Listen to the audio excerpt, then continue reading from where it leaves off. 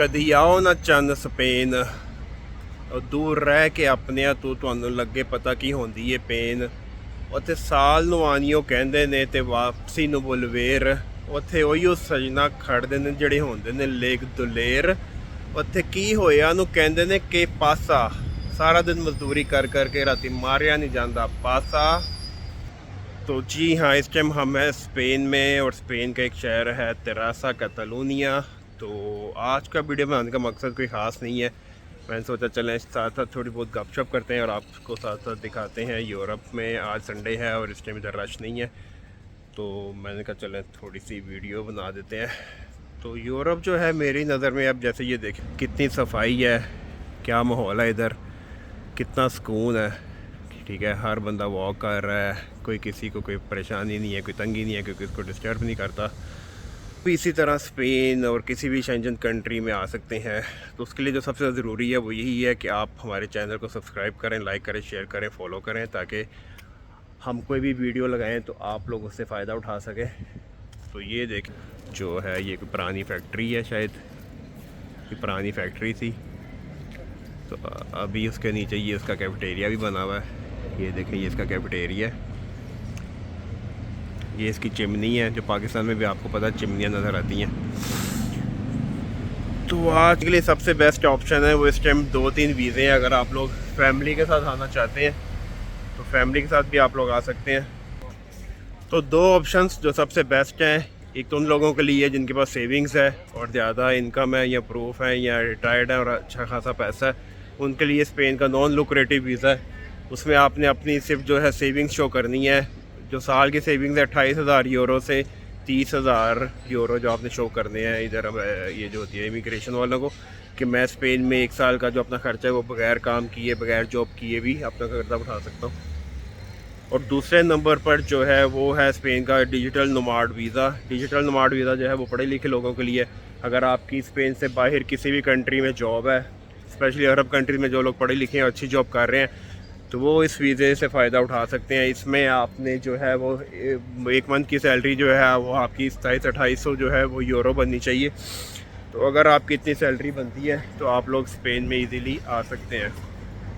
और आने के बाद इस तरह का जो माहौल है जो आप लोग मूवीज़ में देख सकते हैं, वो आप लोग स्पेशल अपनी आँखों से भी देख सकते हैं। कितना सुकून है और लोग कितने आराम से इधर बैठे हुए हैं, किसी को किसी की कोई परवाह नहीं है। तो आप लोग भी ऐसे ही आके अपनी ज़िंदगी इंजॉय कर सकते हैं। तो जो 2 कैटेगरीज़ मैंने आपको वीज़े की बताई हैं वो सबसे बेस्ट हैं। अगर आप लोग वाकई सीरियस हैं पाकिस्तान से बाहर आने में, तो आपको थोड़ा सा वर्क करना पड़ेगा, आपको कुछ रिक्वायरमेंट्स हैं कंपनी की वो पूरी करनी पड़ेंगी।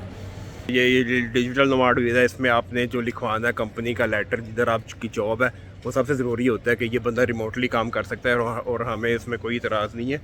तो आपको ये लेटर जो है वो ज़रूरी बनाना पड़ेगा। और दूसरे नंबर पर जो है मेरा ख्याल है ये बेस्ट ऑप्शन है इस टाइम। दूसरा जो मैंने बताया स्पेन का नॉन लुक्रेटिव वीज़ा, जो लोग फैमिली के साथ हैं या फैमिली के साथ मूव होना चाह रहे हैं, डिजिटल नोमाड वीज़ा में भी आप लोग अपनी जो है वो फैमिली बुला सकते हैं। लेकिन जितने लोग आप ऐड करते जाएंगे उतना ही आपको ख़र्चा शो करना पड़ेगा। इन दोनों वीज़ों में ऐसा ही है, जितने आप फैमिली मेम्बर ऐड करेंगे आपको उतना ही पैसा जो है वो शो करना पड़ेगा। तो उसके अलावा जो है टूरिस्ट वीज़ा है वो तो यही है कि अगर आपका अपना बिज़नेस है या आपकी जॉब कर रहे हैं तो आप विज़िट वीज़ा पर आना चाहते हैं, उसमें भी जो है वो कंपनी का जो लेटर है वो बहुत इंपॉर्टेंट होता है कि ये बंदा छुट्टियां मनाने जा रहा है और हमें कोई इतराज़ नहीं है। तो इस तरह की 2-3 ऑप्शंस हैं। तो आप लोग मेरा ख्याल है कि इतना ईजी नहीं है, बजाय आप एजेंट को इतने पैसे दें, वही जो पैसा आप लोग बचा सकते हैं और इजीली जो है उधर आ सकते हैं। तो सबसे बेस्ट ऑप्शन यही है। टूरिस्ट वीज़े के लिए भी आपको वही मेन रिक्वायरमेंट बैंक स्टेटमेंट है 3 मंथ्स की यूरोप के लिए। और अगर आपने यूके का वीज़ा लगवाना है तो उसके लिए आपको जो है 6 मंथ्स की बैंक स्टेटमेंट चाहिए। इसका होटल बुकिंग होती है, एयर टिकट होती है, कंपनी का लेटर होता है, सारा कुछ मतलब कि बहुत आसान है। आप लोग अगर सीरियस है वाकई आना चाहते हैं तो इतनी कोई खास रिक्वायरमेंट्स नहीं है। तो मज़ीद अगर आप कुछ पूछना चाहते हैं तो आप चैनल को सब्सक्राइब कर लें, फॉलो कर लें। उसके बाद यूरोप की किसी भी कंट्री में पहुंचने के बाद जो सबसे बड़ी प्रॉब्लम है या जो आपको साल 2 साल सफ़र करना पड़ता है वो इधर की लैंग्वेज है। क्योंकि स्पेन में आपको स्पेनिश सीखनी पड़ेगी, फ्रांस में फ्रेंच सीखनी पड़ेगी, जर्मनी में जर्मन बोली जाएगी। तो खैर 2-3 साल तो आपको लगते ही हैं किसी भी जगह पर सेटिंग करने के लिए। लेकिन मेरा ख्याल है कि पहला जो स्टेप है वो यही बेस्ट है कि अगर आप लोगों का टूरिस्ट वीज़ा नहीं लगता और आप लोग पढ़े लिखे हैं तो डिजिटल नोमाड वीज़ा अप्लाई करें, और अगर आप लोगों के पास पैसा है, सेविंग्स हैं, तो आप लोग जो है नॉन लुक्रेटिव वीज़ा स्पेन का ले सकते हैं। तो कोई भी अगर आपको किस तरह की हेल्प चाहिए डॉक्यूमेंटेशन में और कोई आप लोगों को समझ नहीं आ रही तो आप लोग मुझे मैसेज कर सकते हैं। तो आप लोगों को हम लोग जितना गाइड होगा हम लोग करेंगे। तो अगर आप लोगों को वीडियो अच्छी लगी है तो इसको लाइक कर दें।